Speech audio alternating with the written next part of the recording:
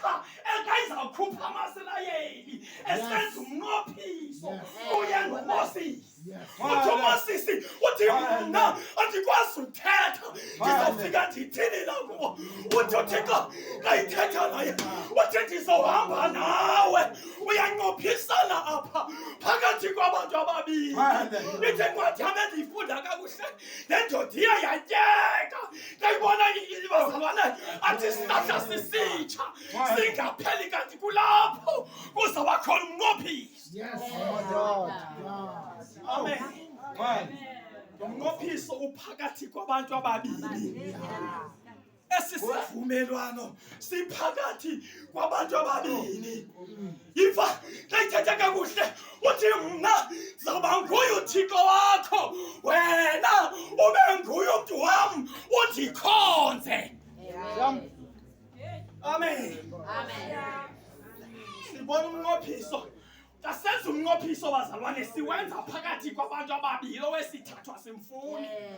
Umnqophiso simenza phakathi kwakho noThixo.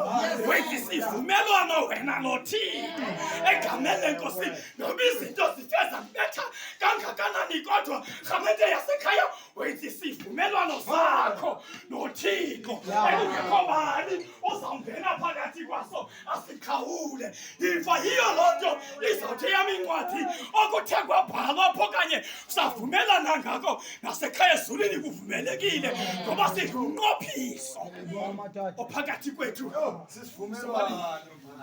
Makasithande sonke. Makasithande uThixo wethu. Ujonge lo mnqophiso. Ujonge lo mnqophiso.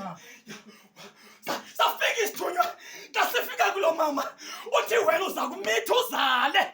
Waqala lo mama nokayihlanga le nto uthi yakayigijima esiripoti emyenini uthi ufikile laa mntu uthi ngexesha lisamasimini uthi ndaqondela amazi noma ngubani uyabuza umyeni ube njani ibhonakalo uthi ibhonakalo ibikho umntu wakwaThixo.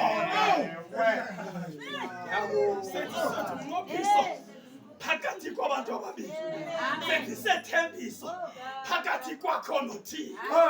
Akukho bani futhi uzawungena sohlule egameni lenkosi bathandekayo.